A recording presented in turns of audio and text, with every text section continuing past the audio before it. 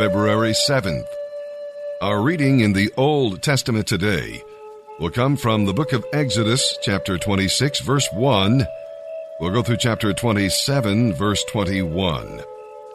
10 curtains, 50 loops, 50 clasps, 40 sockets, 20 boards, 2 veils, yet it was one sanctuary.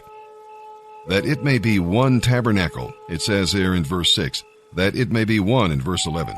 Diversity, yes, but unity in diversity. There was only one plan for the tabernacle, and it came from God. Man's cleverness and wisdom may bring success in the things of the world, but they will destroy the work of the Lord. Be sure you get your plans from heaven and not from the world. In 1 Corinthians chapter 3, we read about building with the proper materials that will endure. The sanctuary was indwelt by one glory, the glory of God. When man brings in his glory, there is division. Jesus prayed that his people might be one. Are you helping to answer that prayer? As we move into chapter 27 of the book of Exodus, we'll see the tabernacle was not a gathering place for worship, but a place for sacrifice and holy service. And with that, let's begin our reading today in the Old Testament. February 7th. Exodus chapter 26, verse 1 through chapter 27, verse 21. Make the tabernacle from 10 sheets of fine linen. These sheets are to be decorated with blue, purple, and scarlet yarn, with figures of cherubim skillfully embroidered into them. Each sheet must be 42 feet long and 6 feet wide. All 10 sheets must be exactly the same size. Join 5 of these sheets together into one set. Then join the other 5 sheets into a second set. Put loops of blue yarn along the edge of the last sheet in each set. The 50 loops along the edge of one set are to match the 50 loops along the edge of the other. Then make 50 gold clasps to fasten the loops of the 2 sets of sheets together, making the tabernacle a single unit.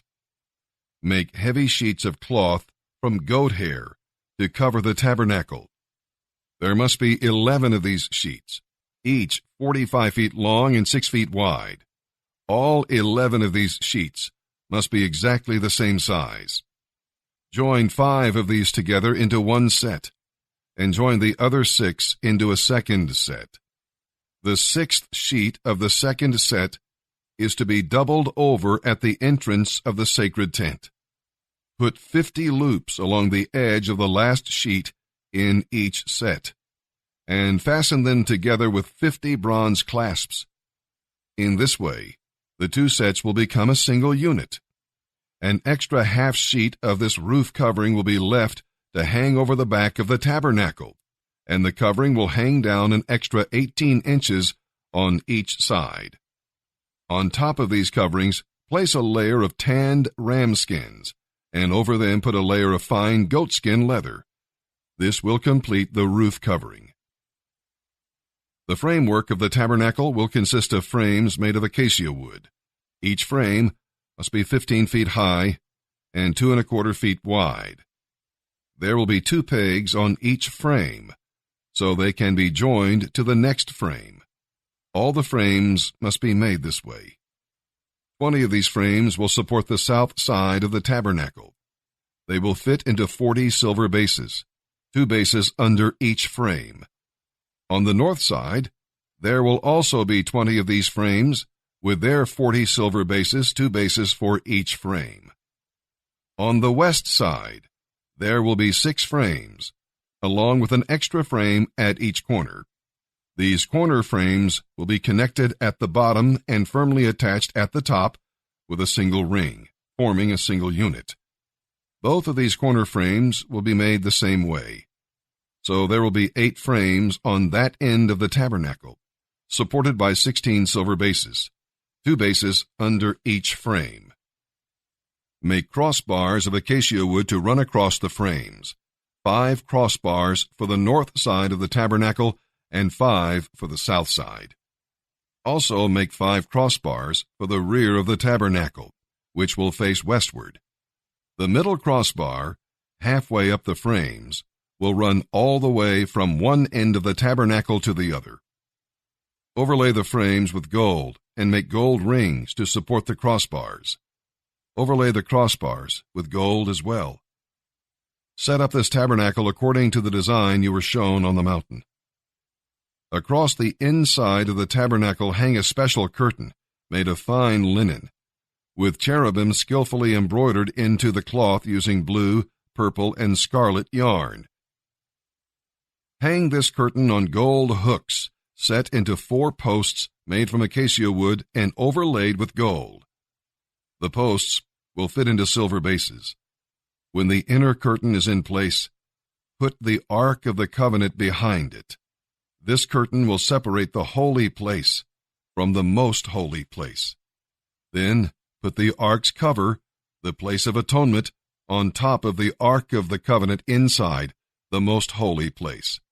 Place the table and lampstand across the room from each other outside the inner curtain.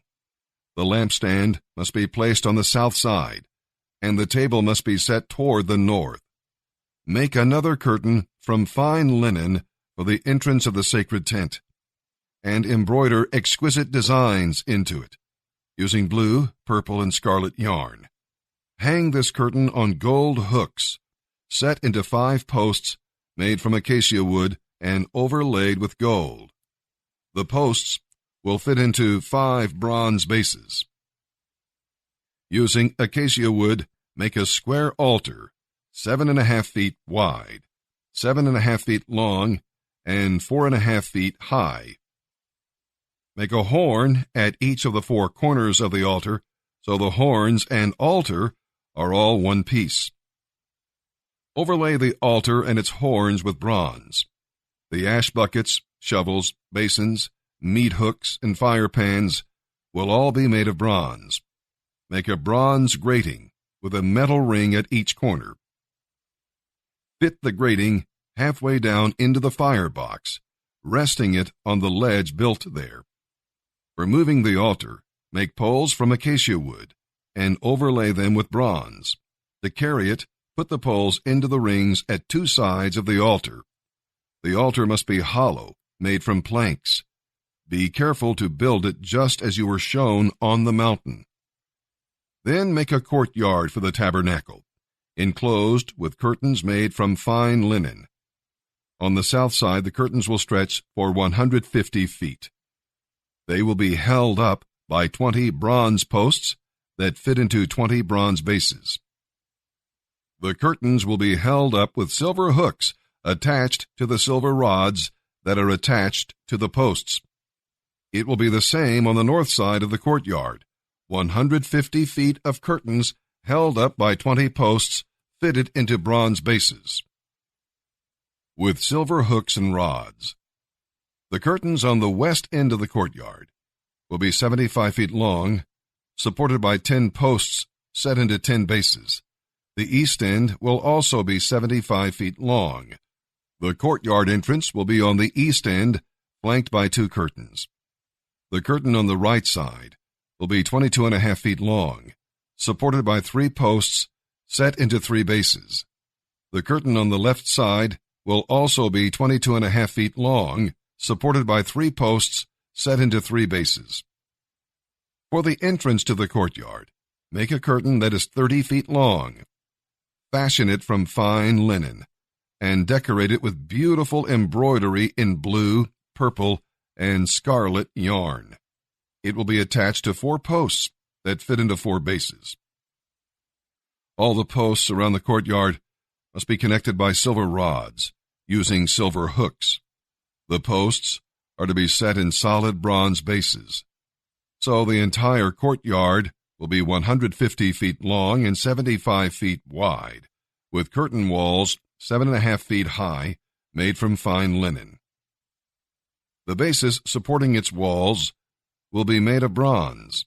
All the articles used in the work of the tabernacle, including all the tent pegs used to support the tabernacle and the courtyard curtains, must be made of bronze.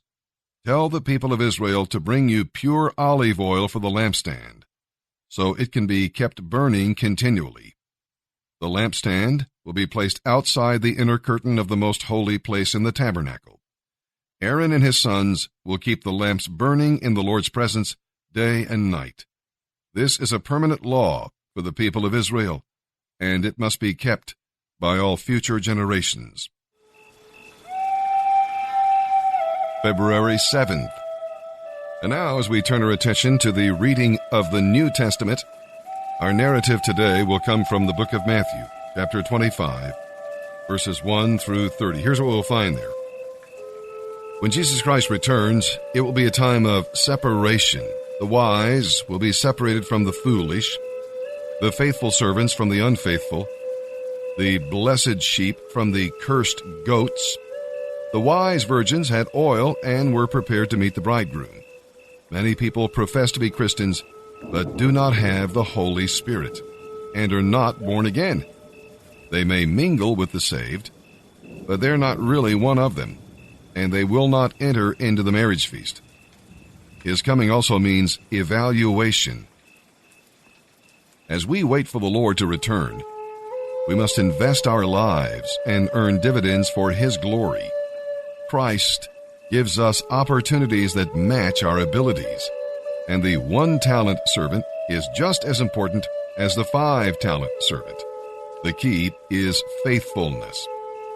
For God measures us against ourselves and not against the other servants. Are you afraid to step out by faith and take some risks for God? When Christ returns, it will be a time of commendation. We will be surprised to learn about ministries we performed that we thought were insignificant, but that He will reward. This parable is not teaching salvation by good works. Christ's sheep know that they are sheep, but they do not always realize what their service means to Christ. We will experience some surprises in that day. And now, let's begin our reading of the Bible here in the New Testament. February 7th, Matthew chapter 25, verses 1 through 30. The kingdom of heaven can be illustrated by the story of 10 bridesmaids who took their lamps and went to meet the bridegroom. 5 of them were foolish, and 5 were wise. The 5 who were foolish took no oil for their lamps, but the other 5 were wise enough to take along extra oil. When the bridegroom was delayed, they all lay down and slept. At midnight, they were roused by the shout, "Look, the bridegroom is coming. Come out and welcome him." All the bridesmaids got up and prepared their lamps. Then the 5 foolish ones asked the others, "Please, give us some of your oil because our lamps are going out." But the others replied, "We don't have enough for all of us. Go to a shop and buy some for yourselves." But while they were gone to buy oil, the bridegroom came, and those who were ready went in with him to the marriage feast, and the door was locked. Later, when the other 5 bridesmaids returned, they stood outside calling, "Sir, open the door for us." But he called back, "I don't know you. So stay awake and be prepared, because you do not know the day or hour of my return." Again, the kingdom of heaven can be illustrated by the story of a man going on a trip. He called together his servants and gave them money to invest for him while he was gone. He gave 5 bags of gold to one, 2 bags of gold to another, and 1 bag of gold to the last, dividing it in proportion to their abilities, and then left on his trip. The servant who received the 5 bags of gold began immediately to invest the money and soon doubled it. The servant with 2 bags of gold also went right to work and doubled the money. But the servant who received the 1 bag of gold dug a hole in the ground and hid the master's money for safekeeping. After a long time, their master returned from his trip and called them to give an account of how they had used his money. The servant to whom he had entrusted the 5 bags of gold said, "Sir, you gave me 5 bags of gold to invest, and I have doubled the amount." The master was full of praise. "Well done, my good and faithful servant. You've been faithful in handling this small amount, so now I will give you many more responsibilities. Let's celebrate together." Next came the servant who had received the 2 bags of gold with the report, "Sir, you gave me 2 bags of gold to invest, and I have doubled the amount." The master said, "Well done, my good and faithful servant. You've been faithful in handling this small amount, so now I will give you many more responsibilities. Let's celebrate together." Then the servant with the 1 bag of gold came and said, "Sir, I know you are a hard man. Harvesting crops you didn't plant, and gathering crops you didn't cultivate. I was afraid I would lose your money, so I hid it in the earth, and here it is." But the master replied, "You wicked and lazy servant. You think I'm a hard man, do you, harvesting crops I didn't plant and gathering crops I didn't cultivate?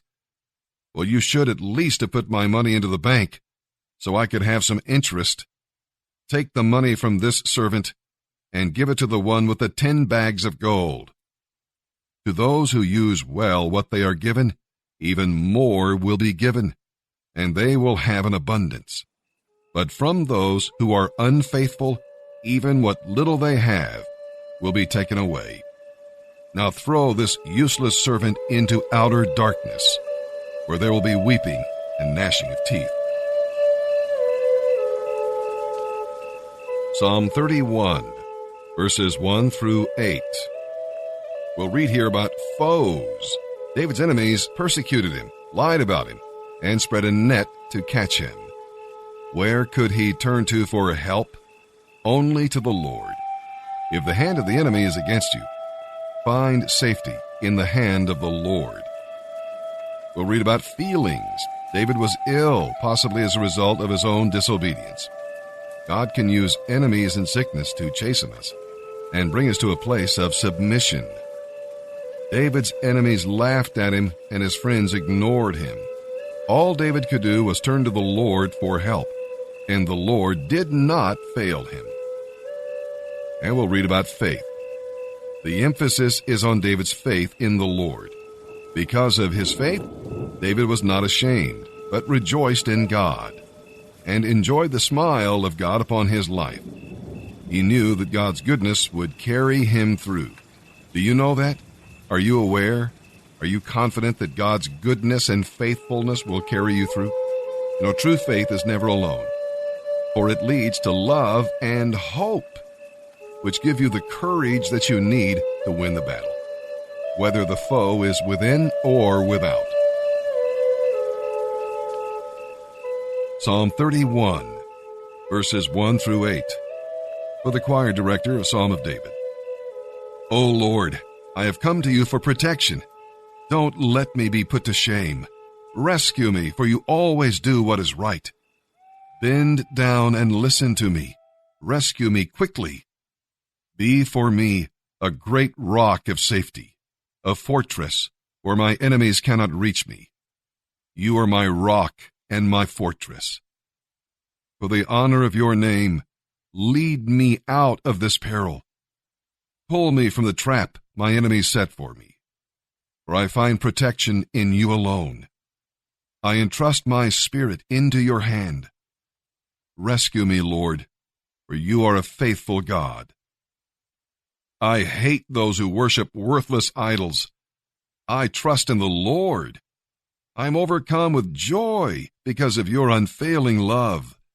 For you have seen my troubles, and you care about the anguish of my soul. You have not handed me over to my enemy, but have set me in a safe place. Proverbs chapter 8, verses 1 through 11. Listen as wisdom calls out. Hear as understanding raises her voice. She stands on the hilltop and at the crossroads. At the entrance to the city, at the city gates, she cries aloud. I call to you, to all of you. I am raising my voice to all people. How naive you are. Let me give you common sense. O foolish ones, let me give you understanding. Listen to me, for I have excellent things to tell you. Everything I say is right, for I speak the truth and hate every kind of deception. My advice is wholesome and good. There is nothing crooked or twisted in it. My words are plain to anyone with understanding, clear to those who want to learn. Choose my instruction rather than silver, and knowledge over pure gold. For wisdom is far more valuable than rubies. Nothing you desire can be compared with it.